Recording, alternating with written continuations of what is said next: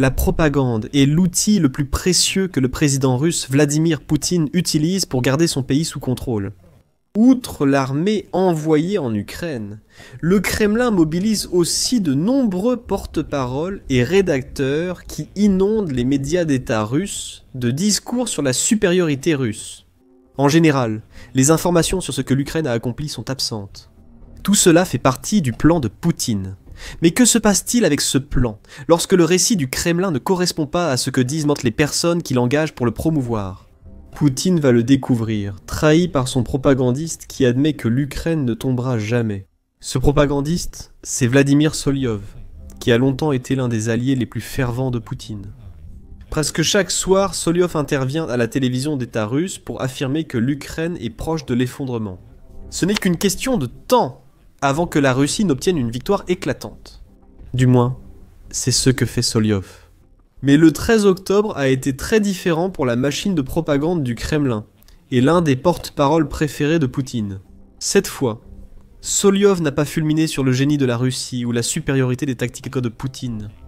Il était plus calme, plus sombre que d'habitude. Et, comme le rapporte Euromaidan Press, Soliov était visiblement bouleversé lorsqu'il a prononcé des mots que Poutine n'aurait jamais pensé entendre de la bouche de l'un de ses marionnettes préférées. Nous avons sous-estimé la situation. Nous pensions que l'OTAN envoyait seulement des produits là finis. Mais maintenant, le complexe militaro-industriel opère hors d'Ukraine, a déclaré Soliov. Nos frappes ne sont pas décisives. Des étrangers rejoignent activement l'Ukraine. Il ne faut pas se faire d'illusions. Cette petite citation est exactement ce qu'elle semble être. L'un des meilleurs propagandistes de Poutine admet que l'Ukraine s'en sort bien mieux qu'il ne l'a prétendu.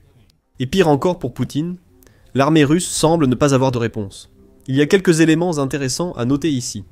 Il reconnaît d'abord que la Russie a fait de graves erreurs en Ukraine, mais Soliov continue tout de même de soutenir le récit du Kremlin. Ses propos affirmant que l'OTAN est seule responsable de l'Ukraine, qui se serait défendue longtemps, sont inexacts.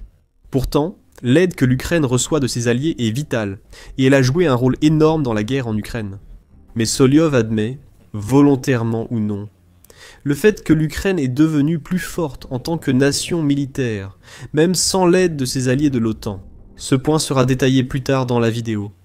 La deuxième chose intéressante ici, c'est que ce n'est pas la première fois que Soliov critique l'armée russe. Dès février 2023, un an, après le début de la guerre que Poutine pensait terminer en une semaine, Soliov s'est emporté contre l'état de l'armée russe. Allons-nous nous battre? Avec quoi ou avec qui? Soliov a déclaré cela dans son émission télévisée. Si nous menons la campagne sérieusement, nous savons que l'opération militaire spéciale est finie et que nous affrontons désormais l'OTAN. Il est peut-être temps d'agir. Il a poursuivi, en affirmant que la Russie avançait de 100 mètres, puis reculait de 100 mètres, avant d'affirmer que les 30 000 soldats mobilisés à l'époque s'épuisaient et avaient besoin d'être relevés. Donc, Soliov n'est pas étranger au fait de mordre légèrement la main qui le nourrit. Cependant, le 13 octobre était différent. En 2023, sa diatribe ressemblait presque à un appel à l'action pour la Russie. Soliov ne disait pas que la Russie allait perdre, il signalait juste un problème et demandait une solution. La Russie pouvait et devait gagner même si l'Ukraine avait des alliés qui allaient tout leur fournir. Soliov a aussi déclaré en 2023 que la Russie devait cibler les pays occidentaux fournissant des armes à l'Ukraine. Même lorsqu'il disait que l'armée russe était épuisée, il est facile d'imaginer ces mots sortir de la bouche de Poutine. Encore une autre critique de l'OTAN. Et avec le commentaire sur les 100 mètres en avant et 100 mètres en arrière, c'est presque un reproche adressé à l'armée russe, pour ne pas être aussi compétente que leurs dirigeants autoritaires l'espéraient. Les commentaires du 13 octobre, en revanche, ont été prononcés sur un ton presque résigné. Fini le feu et le soufre qui accompagnent souvent les diatribes de Soliov, remplacé par une déclaration affirmant que l'Ukraine est bien plus forte que prévu par la Russie, qui a sous-estimé les vraies menaces sur le champ de bataille ukrainien. Est-ce le genre de propos que Poutine aimerait entendre? Il est peu probable que Soliov ait dévié du script pour critiquer sévèrement les échecs de Poutine, la force de l'Ukraine et la guerre. Cela dure depuis près de 4 ans, alors que cela devait finir en une semaine. Rien que cela est déjà grave pour le Kremlin. Voire, l'un de ses principaux propagandistes, trahir le récit officiel dans une émission diffusée sur la chaîne fédérale, la plus populaire de Russie, qui a même reçu un prix pour être la meilleure émission sociopolitique du pays, est déjà suffisamment grave. Cependant, la situation empire pour le Kremlin, car Solyov est loin d'être le seul propagandiste à commencer à s'exprimer contre la guerre en Ukraine. D'autres se font de plus en plus entendre. Dans une interview en septembre 2022, la porte-parole du Kremlin, Tatiana Montian, a admis que la Russie manquait de main-d'œuvre pour gagner la guerre en Ukraine, et que la Russie serait contrainte de lancer une nouvelle vague de mobilisation si la campagne du printemps-automne n'obtenait pas les avancées qu'espérait Poutine. Dans la première moitié de septembre, le rythme de l'offensive a considérablement ralenti. Montian a déclaré qu'ils avaient peut-être engagé leur dernière réserve.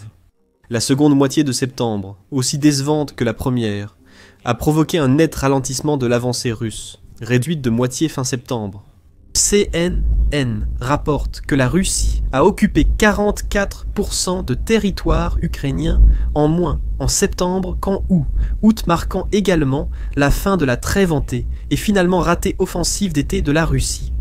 Un autre propagandiste russe, Pavel Goubarev, a formulé une critique encore plus virulente de la situation de la Russie en Ukraine. Ancien dirigeant de Donetsk nommé par Poutine, Goubarev a déclaré que la Russie subissait des pertes bien plus lourdes. Avant d'ajouter, en fait, la situation actuelle est déjà une défaite pour nous.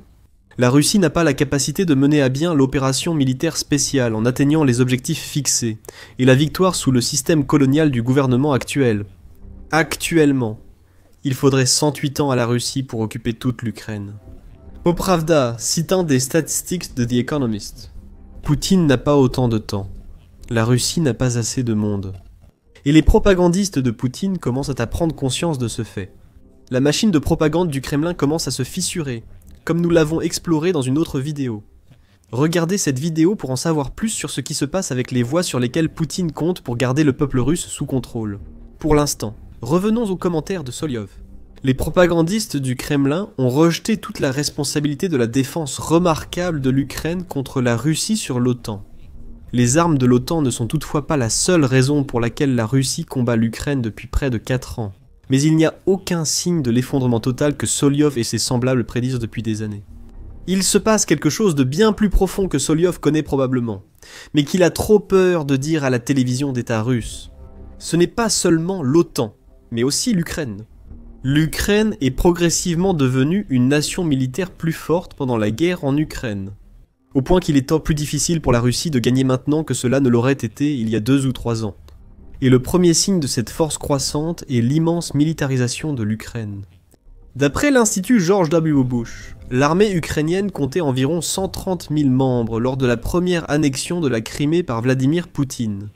Pire encore, l'Institut affirme que seulement 6 000 de ses soldats étaient prêts au combat au moment des premiers actes d'agression de la Russie. Le manque de fournitures était également un problème. C'est pourquoi l'Ukraine a dû pratiquement supplier les États-Unis pour obtenir des choses comme des couvertures et des rations militaires. L'Institut ajoute que l'ancien chef d'état-major général de l'Ukraine, Viktor Mouzenko, a affirmé qu'environ 75% du matériel militaire ukrainien avait plus de 20 ans et était probablement obsolète. En 2014 seul, 12 des 800 chars ukrainiens étaient utilisables, et seulement environ 15% des avions de combat ukrainiens étaient prêts à voler. Entre 2014 et 2022, l'Ukraine s'est considérablement renforcée, et la Russie ne semblait pas s'en apercevoir. L'arrogance de Poutine, pensant que ses forces balayeraient l'Ukraine, semblait basée sur l'état de l'armée ukrainienne lors des agressions de 2014. L'Ukraine a repoussé la première invasion russe grâce à des combattants territoriaux et un sens du devoir qui n'existait pas. En 2014, l'Ukraine était plus forte en 2022 qu'elle ne l'était lorsque la Russie a annexé la Crimée. Et maintenant, l'Ukraine est plus militarisée que jamais. Le Conseil de l'Atlantique rapporte que l'Ukraine compte environ 1 million de militaires actifs qui la défendent contre la Russie. Cela fait de l'armée ukrainienne une force 4 fois plus grande que la prochaine armée européenne en dehors de la Russie. Cette taille impressionnante s'ajoute désormais à une expérience de combat éprouvée et aux armes modernes fournies par les alliés de l'Ukraine. Le Conseil a déclaré en mars que la force militaire grandissante de l'Ukraine est souvent sous-estimée. Solyov semble l'avoir compris avec ses déclarations sur la façon dont la Russie a sous-estimé l'Ukraine. Cependant, La puissance de l'Ukraine et sa militarisation massive ne se résument pas à son armée ou au soutien occidental. L'Ukraine est plus forte sur tous les plans militairement. Cela la rapproche davantage de l'autosuffisance qu'elle ne l'aurait jamais été sans Vladimir Poutine. Sur le plan de la production d'armes, l'Ukraine est certainement bien plus forte qu'elle ne l'a jamais été à aucun moment de son histoire en tant que pays indépendant. Comme le rapporte Euromaidan Press, la période de janvier à juillet 2025 a vu le ministère de la Défense ukrainien augmenter ses achats d'armes nationales d'environ 42 milliards de dollars par rapport à la même période en 2024. Le pays prévoit désormais de consacrer environ 35 milliards de dollars à la production nationale de missiles et de drones en 2026. Gardez à l'esprit les drones ukrainiens. Nous y reviendrons plus tard dans la vidéo. La croissance de l'industrie de défense nationale de l'Ukraine pendant la guerre avec la Russie a été stupéfiante. Même si la Russie bombarde l'Ukraine chaque semaine avec des frappes aériennes, en plus de tout ce que la Russie fait au sol, la croissance a été explosive. Au début de l'invasion, l'Ukraine produisait environ 10% de ses armes. 2 ans plus tard, ce chiffre atteignait 35%, puis 40% à la mi-2025. Selon Volodymyr Zelensky, l'Ukraine estime que la voie Audi est encore plus avancée dans cet aspect de sa militarisation. En juillet, le président ukrainien Volodymyr Zelensky envisageait un avenir plus ambitieux. Nous transformons la gestion du secteur de la défense et la production d'armes afin que dans 6 mois, la part des armes fabriquées en Ukraine disponibles pour nos combattants augmente de manière significative. Le président ukrainien l'a déclaré lors d'un discours au Parlement. Environ 40% des armes de nos combattants sont désormais fabriquées en Ukraine. Dans 6 mois, cela devrait être d'au moins 50%. Il semble que l'Ukraine soit non seulement en avance, mais ait même dépassé cet objectif ambitieux. En septembre, The Guardian rapportait qu'environ 60% des armes utilisées par les soldats ukrainiens sont désormais fabriquées en Ukraine.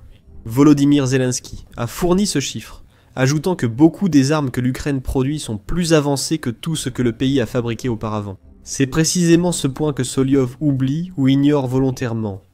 Aussi important que soient les alliés occidentaux de l'Ukraine pour l'acquisition d'armes, l'Ukraine elle-même n'est pas restée inactive sur le front de la production de défense.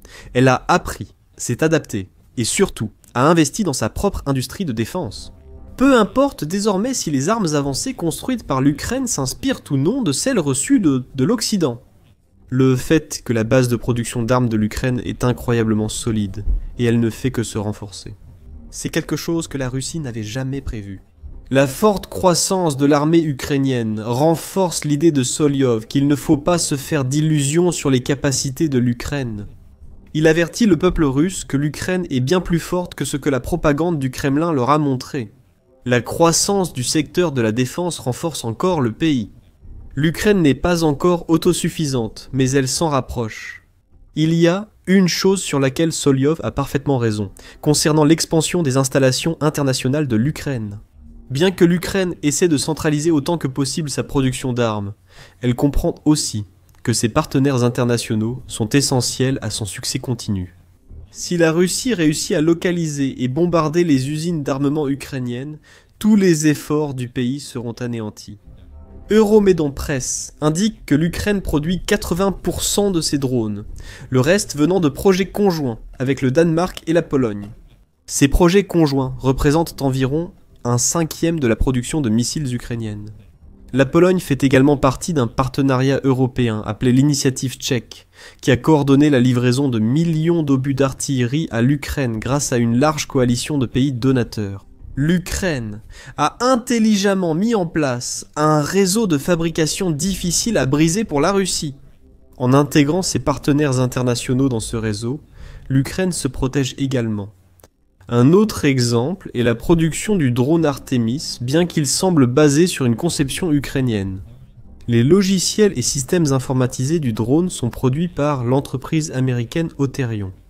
Découvrez notre vidéo sur le drone exceptionnel créé par l'Ukraine et son partenaire américain.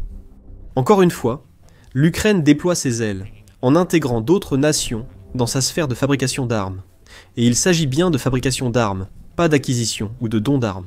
Soliov a raison lorsqu'il dit que les nations alignées sur l'OTAN aident dans tout cela, mais il minimise le rôle que l'Ukraine elle-même joue. Ces initiatives industrielles sont de vrais partenariats entre l'Ukraine et ses alliés, profitant à toutes les parties. S'ajoutent des initiatives d'achat comme l'initiative Pearl menée par les États-Unis, permettant à l'Ukraine d'acheter des armes américaines, avec l'aide militaire de ses alliés européens. Et cela aboutit au type de collaboration que Soliov dénonce. Mais c'est une collaboration à un niveau bien plus profond que ce que les propagandistes assiégés imaginent. C'est du donnant-donnant. Les alliés de l'Ukraine la rendent plus forte, et l'Ukraine rend ses alliés plus forts. Pour la Russie, l'armée ukrainienne est plus grande et mieux équipée que ce que Poutine prévoyait. Cette armée emploie des armes ukrainiennes créées uniquement à cause de l'invasion. Et les partenariats que l'Ukraine a maintenant sont plus solides qu'ils ne l'auraient été autrement. C'est sans doute le point de Soliov, même s'il ne l'exprime pas clairement. Poutine a trop longtemps surestimé sa main. Et maintenant, il a créé un monstre que la Russie ne peut pas tuer. Comme si la situation ne pouvait empirer pour la Russie. L'Ukraine est désormais plus grande et plus forte qu'à l'invasion russe. Elle est aussi intelligente. Bien plus intelligente que Poutine ne le pensait. L'Ukraine a souvent prouvé sa capacité à adapter ses tactiques et à concentrer ses ressources sur les armes les plus problématiques pour la Russie. En ce moment, deux types d'armes transforment l'Ukraine, déjà une force puissante, en une force capable de causer encore plus de dégâts à la Russie que ce que l'on a déjà vu. Des armes de précision à longue portée et des drones. Concernant la longue portée, il est clair que l'Ukraine cible le plus possible d'installations militaires et adjacentes à l'armée en Russie. Les raffineries de pétrole ont été sa principale cible en 2025 et une série de frappes, tout au long d'août, septembre et octobre, ont permis à l'Ukraine de paralyser près de 40% du raffinage de pétrole de la Russie. Les frappes ont entraîné des pénuries de carburant dans toute la Russie, ce qui met la pression sur Poutine et oblige la Russie à importer un produit qu'elle aurait autrement fabriqué elle-même. L'Ukraine cible précisément ces frappes pour affaiblir la machine de guerre russe, chaque attaque diminuant les forces de Poutine en Ukraine. Pour soutenir cette stratégie de mort à petit feu, l'Ukraine produit des armes plus précises, à plus longue portée et en quantité inédite. Les armes Neptune et Flamingo permettent à l'Ukraine de produire des missiles de croisière hybrides, bien plus précis et puissants que les drones utilisés auparavant pour les frappes à longue portée. Jusqu'à présent, Flamingo, qui a une portée de 3000 km, mettant même Moscou en danger, est entré en production de masse et va bientôt semer le chaos sur des cibles partout en Russie. Le constat demeure, rien ne saurait arriver sans l'invasion de l'Ukraine par Poutine. Il y a aussi les drones ukrainiens. Des exemples précédents ont montré à quel point ces drones ont été efficaces pour les frappes à longue portée de l'Ukraine, mais ils ont aussi révolutionné le champ de bataille. L'Ukraine a constitué une armée de drones capable de détruire presque tout équipement russe. Les chars se sont montrés très vulnérables face aux drones bon marché capables d'attaques kamikazes. Cependant, l'Ukraine emploie aussi des drones pour détruire des blindés, radars anti-aériens et déploiement de troupes. Ce que Vladimir Poutine pensait être une guerre d'usure relativement courte où la supériorité numérique de la main-d'œuvre et de l'équipement russe l'emporterait finalement, s'est transformé en un combat axé sur les drones. L'Ukraine a désormais la capacité de fabriquer entre 8 et 10 millions de drones par an, à condition qu'elle puisse obtenir les financements permettant à ses fabricants de drones d'atteindre leur plein potentiel, rapporte la fondation Jamestown. Quant à l'efficacité des drones, les véhicules sans pilote ukrainiens sont désormais responsables de jusqu'à 80% de toutes les pertes russes dans la guerre en Ukraine. Cela pourrait augmenter bientôt, surtout depuis que l'Ukraine collabore avec ses partenaires occidentaux pour développer des drones plus intelligents, comme l'Artemis cité plus haut. C'est la réalité de la guerre en Ukraine, que les propagandistes comme Soliov ne commencent à rapporter que maintenant. Oui, la trahison de Soliov envers le récit du Kremlin continue de rejeter toute la faute sur l'OTAN.